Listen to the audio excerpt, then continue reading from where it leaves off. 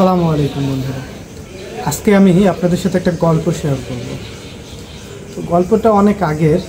এক দেশে একটা রাজা ছিল যে অনেক অহংকারী এবং নিজেকে অনেক চালাক বুদ্ধিমান মনে করত। তো সে তার রাজ্যে ঘোষণা করে দিল যে যদি কেউ তার 3টি প্রশ্নের উত্তর দিতে পারে তাকে সে তার মন্ত্রী বানিয়ে নেবে, বা প্রধান উপদেষ্টা আমরা বর্তমান সমাজে যেটা প্রচলিত সেটা বলতে পারি। তো তার রাজ্যে যখন সে প্রচারণা চালিয়ে দিল যে যে তার 3টা প্রশ্নের উত্তর দিতে পারবে তাকে সে তার মন্ত্রী বানিয়ে নেবে। তো এই কথা শুনে সবাই প্রথম দিকে খুব আগ্রহ দেখাইলেও পরবর্তীতে যখন বুঝতে পারে যে রাজা অনেক চালাক এবং বুদ্ধিমান এবং অহংকারী, এর জন্য কেউ রাজি হইল না। তো পরবর্তীতে একজন বৃদ্ধ, যার বয়স আনুমানিক 70 বছর হবে, সে রাজি হইল আর কি। ও সে গেল রাজার কাছে, যেয়ে বলল যে রাজামশাই, আমি তো আপনার প্রশ্নের উত্তর দিতে চাচ্ছি, তো আপনি আনুষ্ঠানিকভাবে বলুন যে কবে আপনার প্রশ্নের উত্তর দিতে হবে। তো ঠিক আছে, রাজা একটা ডেট দিল যে 1 সপ্তাহ পরে আসো, আমি একটা আয়োজন করি, জনসম্মুখে তুমি সবার সামনে আমার 3টা প্রশ্নের উত্তর দেবে।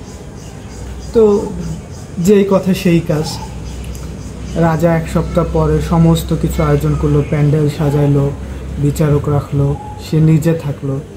এরপর সেই ব্যক্তি আসলো, সে বৃদ্ধ ব্যক্তির হাতে ছিল লাঠি, গায়ে ছোপ ছোপ দাগ ছিল, তার পুরো শরীর ঝুলে গেছে, চামড়াগুলো মাজা বাঁকা হয়ে গেছে। তো বৃদ্ধকে দেখে রাজা ভাবলো এই ব্যক্তি আর কী বা প্রশ্নের উত্তর দেবে, আমি তো জিতেই যাব। যেহেতু রাজা আগের থেকেই অহংকারী ছিল, তাই সে নিজেকে নিয়ে আরও বেশি অহংকার করলো।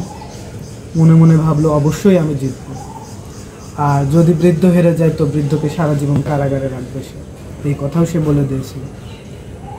এরপর রাজা বৃদ্ধকে বলল তাহলে আমি আমার প্রশ্ন শুরু করি। তো বৃদ্ধ বলল ঠিক আছে, আপনি আপনার প্রশ্ন শুরু করেন, আপনার প্রথম প্রশ্ন বলুন। রাজা বৃদ্ধকে প্রথম প্রশ্ন করলো যে বলো তো পৃথিবীর কেন্দ্র কোথায়। তো তখন বৃদ্ধ সবার দিকে তাকিয়ে মুচকি একটা হাসি দিয়ে হাতের লাঠিটা দিয়ে তার পায়ের কাছে একটা গর্ত করল, মাটির খোঁচা দিল আর কি, দিয়ে বললো এটাই পৃথিবীর কেন্দ্র। তো রাজা বলল প্রমাণ দেখাও। তখন বৃদ্ধ বলল তাহলে আপনি এক কাজ করুন, আমি যেহেতু বলেছি এটা কেন্দ্র, আপনি তাহলে মেপে দেখেন, মেজারমেন্ট করে দেখেন যে এটা কেন্দ্র কিনা। তখন রাজা বলল ঠিক আছে, আমি আমার দ্বিতীয় প্রশ্ন পেব।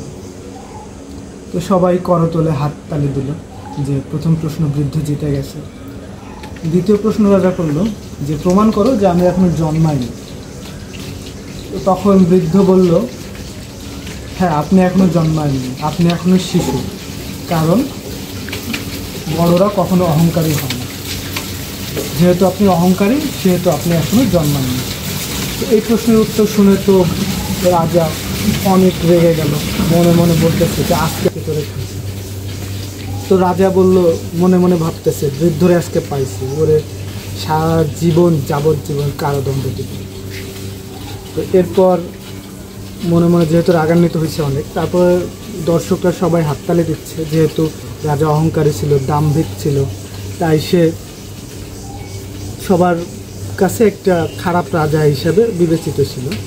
যেহেতু দর্শকরা এমন উত্তর শুনছে, তো দর্শকরা সবাই মহা খুশি, হাততালি দিচ্ছে, সবাই বলছে না বৃদ্ধ সঠিক উত্তর দিয়েছে।